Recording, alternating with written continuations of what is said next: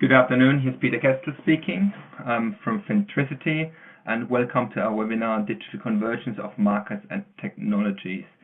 I think I just give it one more minute for maybe a few more guys to come in, and then I would start. Just a second, please.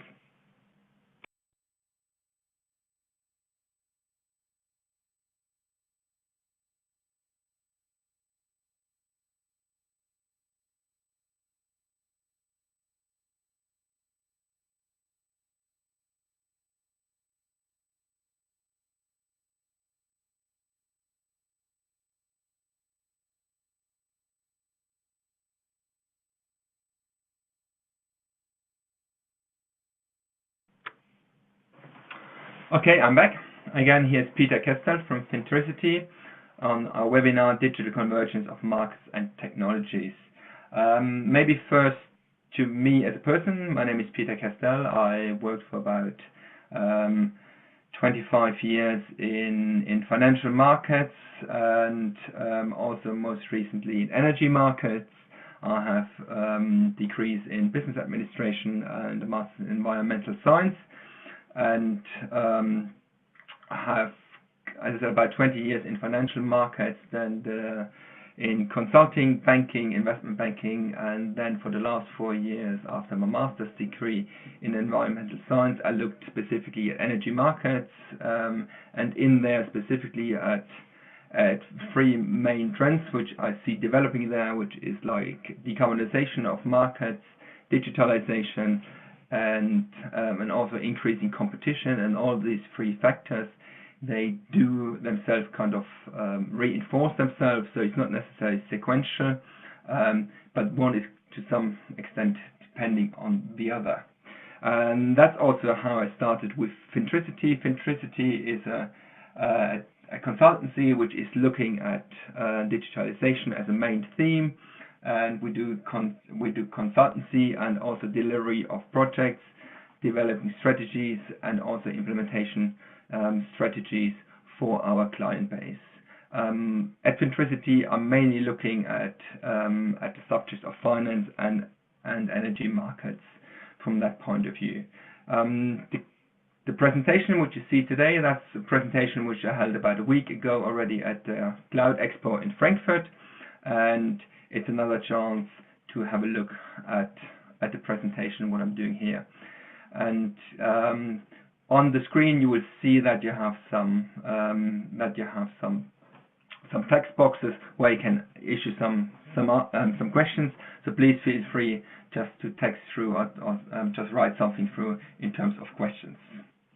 The presentation itself, it will look a bit first at kind of the definition of the terms which we are kind of presented with, markets, technologies, and digitalization itself. And then I will start looking at an example being the energy markets, how these different factors actually come together and how that is changing through the means of digitalization, and have an example which effect that has and how we can deal with that.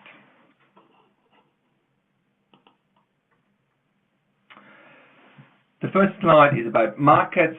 The definition of markets is really a kind of systems, it's institutions, or any kind of infrastructure whereby parties engage basically in exchange of goods and services. It sounds very simple, but it's kind of important to realize what is happening in a marketplace and what is the purpose of a marketplace. What we typically find is actually that the market is defined via different access criteria, which could be geographically. That's probably a feature of the past, but never mind, it's still part of what is happening nowadays. It could be memberships of some kind, and there are certainly market rules, so kind of a code of conduct on how you actually act in a market, how you go through that. And for all market participants, they actually have to qualify on that side. What we also find typically is that we do have a segmentation of markets, and there's some kind of a hierarchy, and quite often that is actually then that is seen as a kind of a value chain. And that's why I put example down there. for a typical value chain, you have maybe commodity creating, then you have suppliers, and then you have producers which do something with the raw products, and then it goes into the into kind of sales models, for example, through a retailer. That would be a typical value chain. And what you will find is that you have different market segments in those different parts of the value chain where people actually compete and where specific market dynamics develop, and where also some market rules actually apply and the way people interact. What do we see in terms of technology? It's defined as the science of craft, i.e. it's really on how you actually produce a product, its skills, its specific techniques, its methods, and we have all kind of developments or technological developments and means which actually are typically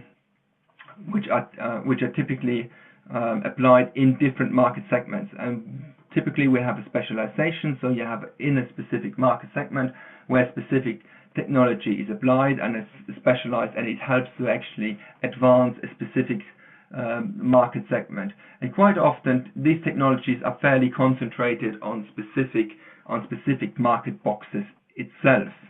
And what you find is that market participants will actually look in their segment how they can actually use technology in order to gain a technology or then a competitive advantage.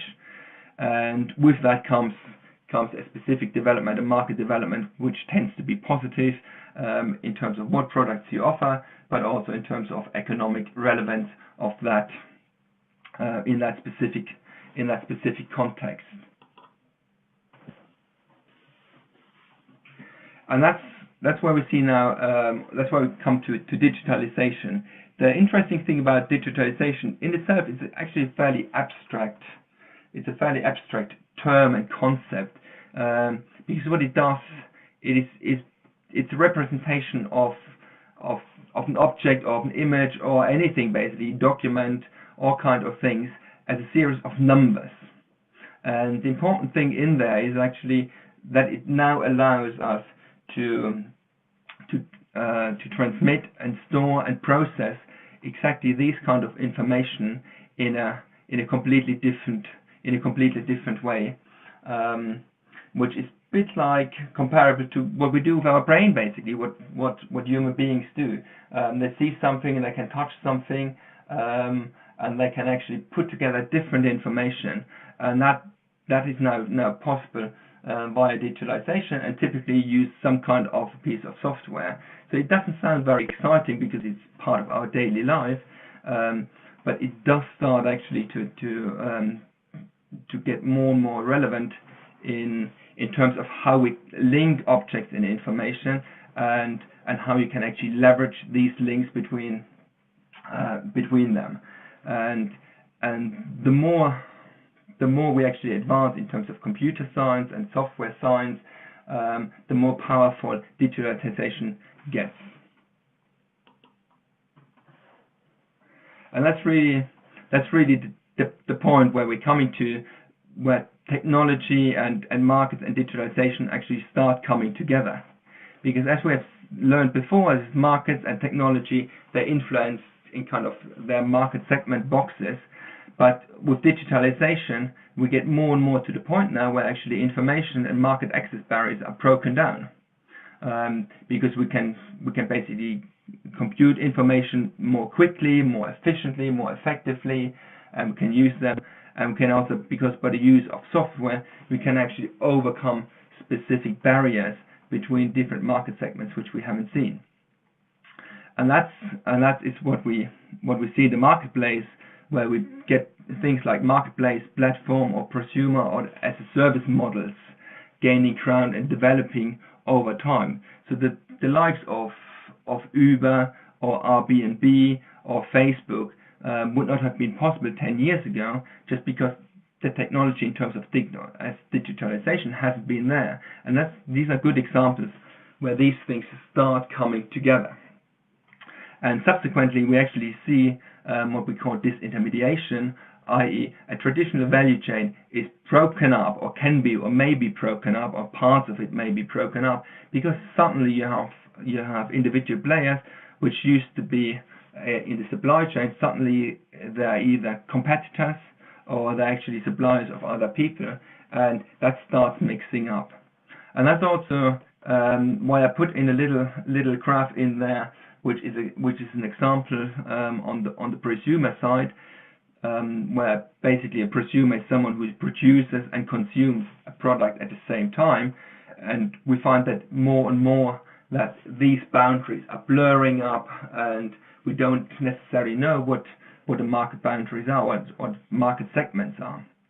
Hence, digitalization is now getting more, or increasingly, it is a mean to change the value chain, to think about it, to redefine products, to create new products, and also to define new business models. And that's really where our work normally starts, or where we're coming from our client base, where we actually look at their traditional market segment, where they feel home, and how digitalization and the means, what you can do with it, can actually influence their business model and how they may want to position themselves, so define their business strategy in the first place, but also what they need to do in order to take on the challenge and position them in that new market segment. And as I said before, I wanted to bring an example in the energy markets, which is quite current, and is obviously it's near to my heart because that's one of the subjects I'm looking into detail. If you look at the energy markets as it still is, it's very much a linear value chain. You have generation, and then electricity is then transmitted, and then further on it's broken down and distributed to individual clients or retail clients or companies' factories. And in between you have then a supplier, which is actually making sure that who is getting what kind of electricity, and is doing the accounting basically for that service. But it's pretty much in the traditional market as we've seen it. All this value chain is debundled, and you find competition or some kind of regional monopolies which are highly regulated. But that's how the market has been broken up traditionally. What we have been seeing now, as with new technologies emerging, specifically like decentralized generation and storage, means that value chain starts being breaking up. So with your PV panel on the roof, or you might be a big factory and you have a combined heat power plant, suddenly you produce and you consume at the same time. You produce electricity, power in that context. So you're not necessarily relying on the full value chain anymore. And what comes in now as well is, whilst a few years back all these technologies had been only affordable for a few big corporates, that starts to get more and more common at all parts in the value chain and for all parts of potential consumers. And now we start actually questioning the traditional value chain and what part of the value chain you need or you don't need. And the trick here is where the digital development is coming in, is that now with digitalization, you can actually start connecting these things in a very smart way, or you connect them in the first place, and you actually start using the different information to create new business models. And I just mentioned prosumers. That is a typical example where you see that. Suddenly you have someone who's producing as small as your single household. He's producing his own electricity. At that point, the supplier, he's supplying less electricity. The generation guy, he's losing some of his market. And at the same time, it's questioned what the transmission and distribution network is doing. So hence, you see how that is starting actually to impact the whole market, the whole marketplace, and how dynamics are changing. And that is really where the different marketplaces have to think, wow, that is taking on quite a bit of market share. For example, if you look at places like Germany, where about a third of the power is generated now by renewable power sources, and that has taken away a lot of the traditional market. And how can I actually adapt? And that is in terms of the business model, but also in the infrastructure, because suddenly you have bidirectional flows, so you need a different technology. But also, how do you actually capture all these prosumers which are not using your traditional business value chain anymore? How do you get them back? But also, in terms of the regulatory framework, it's quite a bit of a challenge, because the old regulatory framework was built for a different purpose. And how do you adapt to that? And a real example which we're working on currently, which is taking all these things into consideration, is what you find on the next slide. It's called the Energy Club. It's a peer-to-peer bartering network of power and electricity. So the idea basically is there that you have a pool of prosumers. They all produce their own electricity, for example, with PV panels.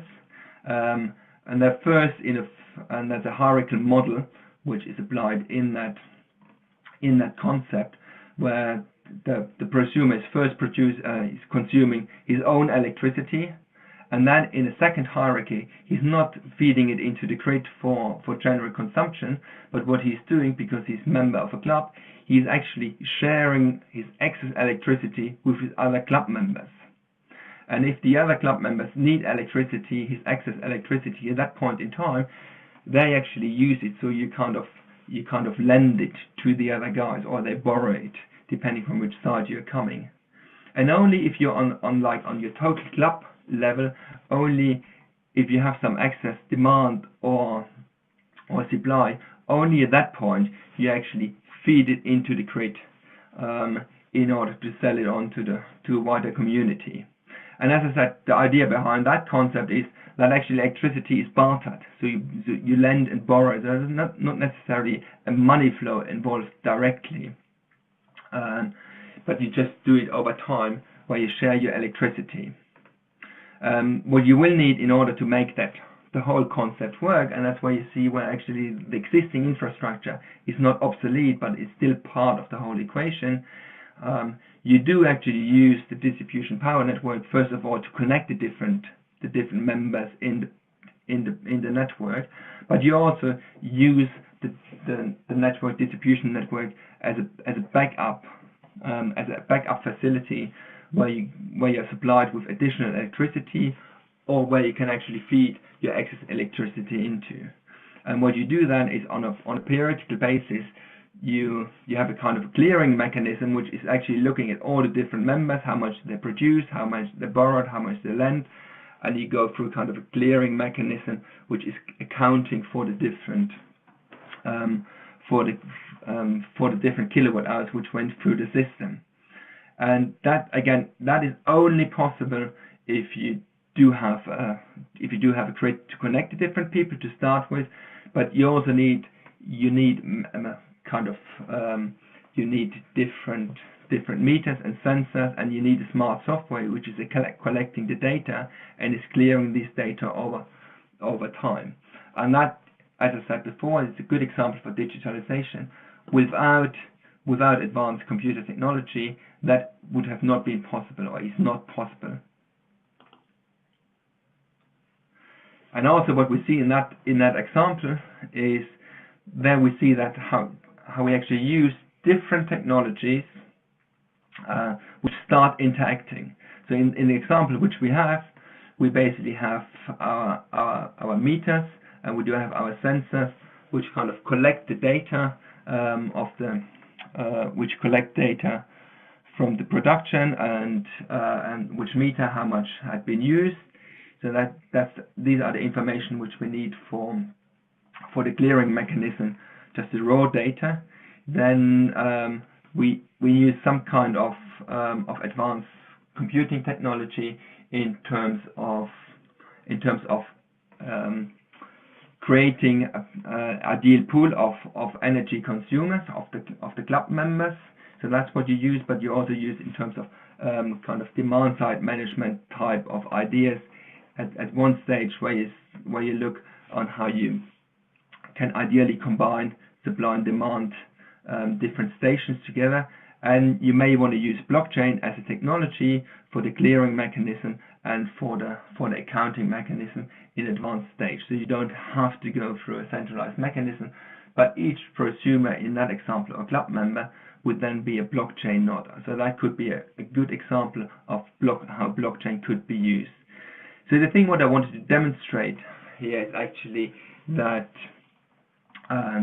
each technology on its own might have some kind of advantage, but the economic leverage you get out of it is actually by combining different technologies, putting them together and develop a new business model, and also leverage different technologies in their own way.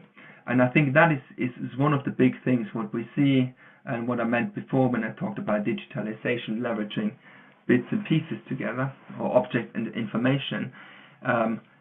And that is also the challenge which we see with, if it's utilities or DNOs or even new market entrants coming into the place and thinking about new business models and how they can actually disrupt existing value chains and develop new economics for the whole marketplace.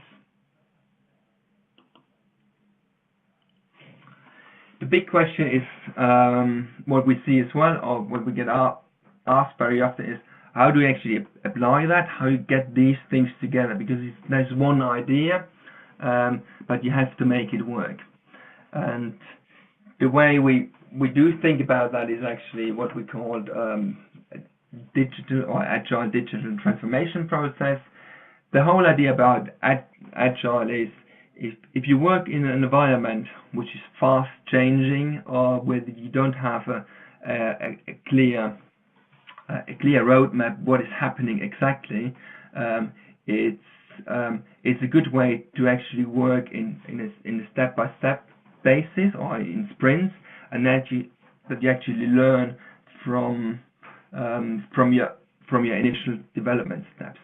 So the way you tend to approach that thing is that you do actually have a strategic vision of where a market or where your business model is developing into, in which direction it's developing into, and then you start defining your kind of first implementation steps, and you do one step where you work maybe with one technology and with one subtask.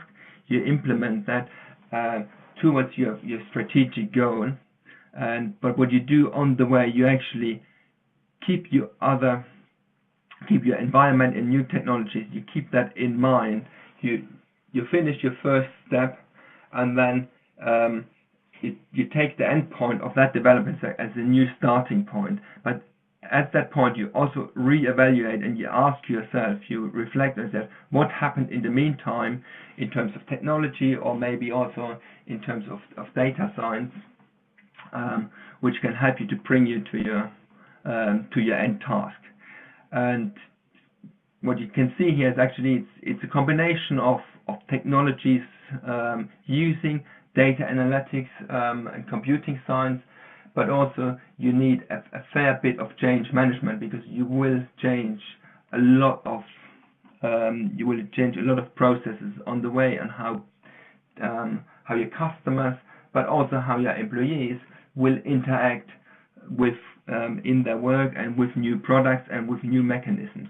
And also this agile way helps you to actually take your customers and employees along, and also take on board feedback from them in order to learn and also maybe adjust some of your vision over time fairly quickly and in an agile way. And that is where we come to an end also, and where things come together. So you see how we have a marketplace, how we have technology advancing a marketplace in itself, but through computer science we can actually link those different things, and in a change management process we can actually we can progress to new business models and change on how we position ourselves and actually stay competitive in the overall marketplace.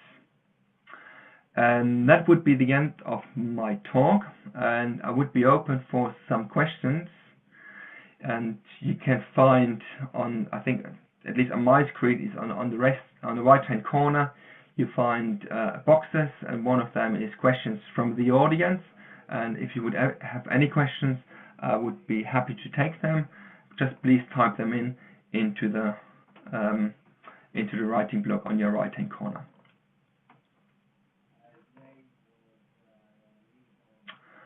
Whilst I'm waiting for potential questions, you can also see my contact details, which is my email and my mobile phone number.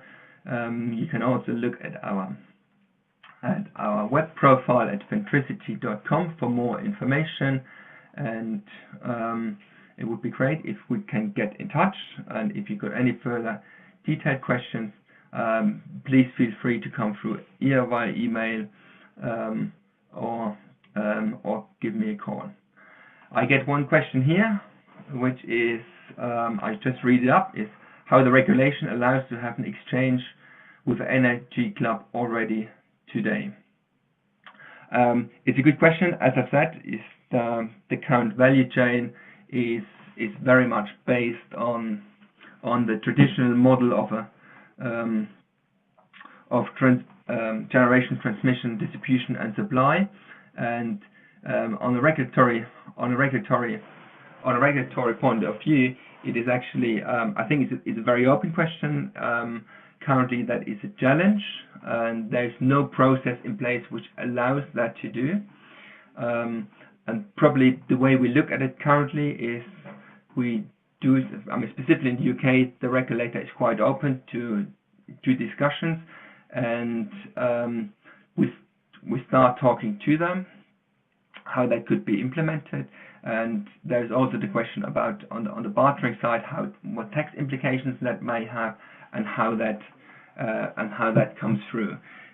What I've seen in other markets is actually that existing utilities basically use their utility license, and implement a similar way on how they actually basically integrate or take on supplies from existing prosumers, buy them in, and sell it on. What they're missing out, in our example, is the second layer, which is the bartering layer. So currently, utilities would actually connect prosumers, buy excess electricity from them, and would sell it to their existing client base. The next question I see here is, what are some of the key new use cases which represent digital opposed to the old approaches? I think the main thing is really on how you connect different devices. The digitalization actually allows you to collect much more information. I mean, the energy club is one potential use case, an idea. So how you connect prosumers and how you use smart meters in a clearing mechanism. Another example which we're talking with people, or which we're looking at, is the whole thing about energy monitoring and energy management. That's another example when you start collecting information from different places, and you actually take this information in order to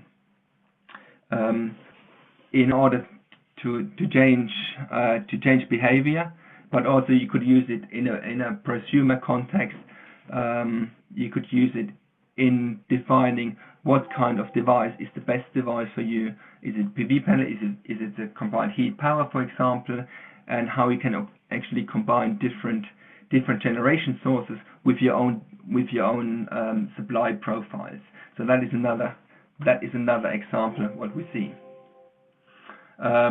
Another question I have here is how the regulation allows to have exchange within the energy club already today. I think we went through that with the initial question, which is very similar to what I said initially.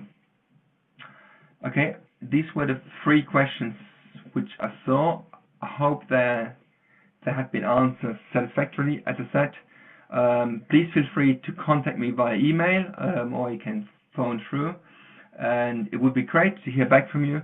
I hope you could enjoy the talk and you could take something out of it. and I'm looking forward to hear back from you. And our half an hour is over, so I would like to finish our webinar at that point. Thanks for your participation, and thanks to all of you, and hope to talk to you soon. Thank you. Bye.